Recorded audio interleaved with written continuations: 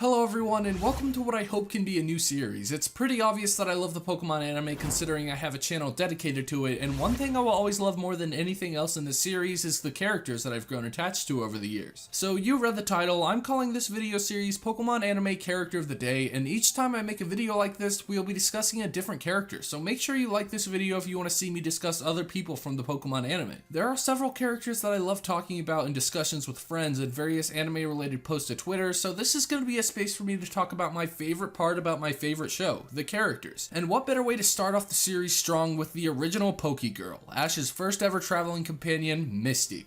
Misty is iconic, what can I say? While other characters in the series like Serena, Lily, and even May and Dawn are iconic within the Pokemon and the Pokemon anime community, Misty's recognition extends far beyond, and that's because she was relevant back when Pokemania was at an all-time high. Everybody knows Misty, even people who don't necessarily keep up with anything related to Pokemon anymore. They're gonna recognize Misty, and that's truly a testament to how iconic she is. Hell, I'm the only person in my family that cares about Pokemon, and if I showed them a picture of Misty, they'd probably know who it is, so that's one thing I've noticed about Misty over the years. I think that Misty's personality in comparison to other companions is very unique as well. In the Kanto arc, she's very, should I say, extreme with her emotions, and it makes for a ton of funny moments. Especially when she's able to quickly switch between different moods, like when she's talking about something she enjoys and Ash makes a little side remark, so then she gets really angry. I always laughed out loud at that kind of stuff, and several other things as a kid, and now as an adult during my rewatch, I still find some very hilarious moments, and that includes her and Ash's dynamic. They honestly feel a lot like siblings, and I really enjoyed that bickering dynamic. Sometimes they actually remind me of my brother and sisters. Her extreme personality mellows out a ton by the end of the original series, and you really do see that Ash and Misty have gotten used to each other, which is always amazing to see. But yeah, she is sassy and tomboyish. Those are probably the two most iconic parts of her personality, and while the way she expressed those may have changed over the course of the anime, it's still there, and that's part of what makes her character unique because we haven't seen anyone with quite the same personality since. I find it hilarious how Brock is known for being a hopeless romantic because he's very upfront about it when he sees someone he likes. Misty is sort of like that, but she's a bit more reserved about it. One of the main things she talks about is how people act differently when they see a pretty girl, obviously referring to herself, and she's pretty self-aware in that regard. One little detail I never noticed as a kid but really appreciate as an adult is how she's able to get along with people that are younger siblings in their family, because that's exactly the type of dynamic she grew up with. An episode that I recently watched directly references this with a character called Sakura in a filler episode. Sakura is the youngest of the Kimono sisters, and Misty is instantly able to relate to her, so much so that she inspired her to want to leave home and go on a journey with the main cast. Obviously that never happened, but it was cool to see something like that.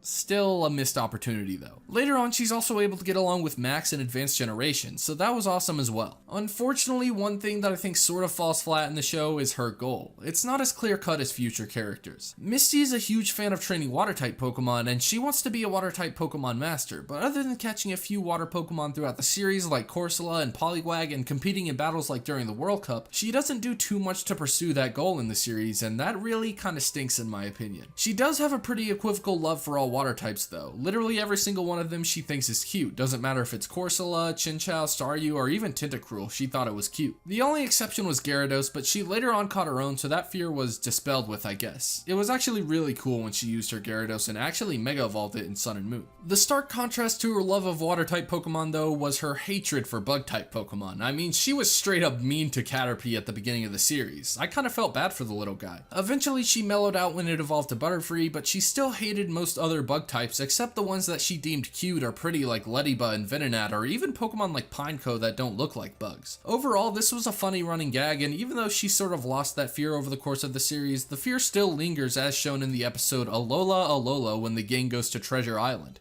Okay, now let's briefly talk about Poke Shipping. So if you've paid any attention to my channel over the past couple of months, you would see that I'm pretty open about my support for more shipping. I'm not really toxic about it, it's just something that I enjoy talking about, nothing else to it. You would also know that I used to despise Poke Shipping. I actually don't anymore, and that's because of watching the original series. Honestly, other than Amore Shipping, this is probably the most in-your-face ship. Obviously it's not canon, literally every Pokemon anime shipping isn't canon, but there's so much hints from each character and even supporting characters that back in the day, yeah, I can see why there'd be so much support for this ship. One episode in particular that was obviously a filler was titled The Heartbreak of Brock. It's mostly a Brock focused episode, but in my mind, this episode confirmed that Misty has feelings for Ash. Basically, this girl Tamasu has a major crush on Brock, but Brock doesn't really feel the same, so Misty pulls him over, gives him some advice. Here, just take a look. Take it from me, it's a lot easier to like someone who likes you than to like someone who doesn't.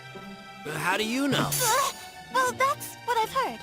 I really like this moment, honestly, and there are so many more in the original series, and even when she returns in Hoenn and Alola, but this isn't a Poke shipping video, so I'm not going to linger on this topic too much longer. Honestly though, other than Amore shipping, this might be my favorite Pokemon related shipping now, but we'll see how that statement holds up as I go through the rest of the companions. Now this section is something I've been wanting to add into a video for a while, but I've never had enough of a following to do so. Fortunately, that's changed. So I've decided to implement it into this series. I took to my Twitter page and asked my friends and followers what their honest opinions were about Misty. Now, we're going to go through a few of the posts. This is mostly so I can show off different opinions, even if I don't necessarily agree with them. So the first one is by Rewind Straight, aka Almighty Piccolo, and this is what they have to say. I'm not a fan. I enjoyed her more when she returned rather than when she was traveling with Ash. I didn't like her negative attitude, and she barely made any improvement during the series. The only noticeable improvement she made was becoming a gym leader after her time with Ash. And yeah, I pretty much agree with most of that. I will say that Misty does have a certain charm, but yeah, her negative personality sometimes rubs the wrong way. One moment I hated from Misty was when she made fun of Ash after he lost the Indigo League. That was just not cool in my opinion. Next we have this tweet that basically says that Misty breaks the trend of anime companions in other non-Pokemon series who are sweet and kind and never lose their temper. Deep down she's those things, but on the surface she's very sassy and tomboyish. I'm actually glad you brought this up because I wouldn't have thought about it without your input. Yeah, Misty is pretty hot-headed and sassy on the outside, but we see throughout the series that she does have a more caring and loyal side. A few others like Mimi and Melee Pika in Air bring up interesting points when they say that Misty was a much more experienced trainer than Ash at the beginning when they first met, so she taught him a few things like type advantages, and also what Mimi says that becoming a Pokemon Master isn't so simple, which is why she isn't completely nice to Ash all the time. Last but not least, Manders on Twitter says Misty is Misty. She doesn't have it any other way. Wow, that was pretty good words of wisdom in that one. Okay, but actually, one last thing I noticed in these Twitter comments is a lot of people don't like Misty for mostly the same reasons. She's annoying, she doesn't get much development, she's mean. We've all heard that before, and I really do think those complaints aren't necessarily invalid. Obviously they aren't. I also have a few of those complaints, but unfortunately one thing the entire original series lacked as a whole was development and direction for anybody except Ash. And that's one thing that got better over the course of the franchise when they brought in future characters and gave them their own goals. You literally see how much better of a character she is when she returned in Sun and Moon. Honestly, even though her appearances weren't too long, they still showed off how much she changed and grew as a character. After rewatching through the original series, my thoughts on Misty have changed a ton. I tried to overlook the things that I just said plagued the original series and give her a chance with the viewpoint of someone who was first getting into Pokemon back in the day. And in that sense, she was an amazing character, and I can see why so many people hold her close to their heart. I think it's easier for me to classify Misty in her own separate category just because of how different the original series was in comparison to the following series. She really was like the Slate, the beginning, Ash's first ever human friend on his journey, and while I do think some of the hate that she gets is valid, there's also a bit more hate than I'd like to see. I like Misty a lot, and she'll always hold a special place in my heart for being the original Poke Girl. Thanks for watching this video, everyone. I hope you found some enjoyment out of it, and I hope people like it because I honestly had so much fun reconnecting with a character that I had grown out of touch with. If you like this video, obviously give it a like and subscribe if you want to see more. Also, let me know who you want to see in the next video, and with all of that out of the way, my name is Zoro, and make sure to stay tuned to my channel as the journey continues.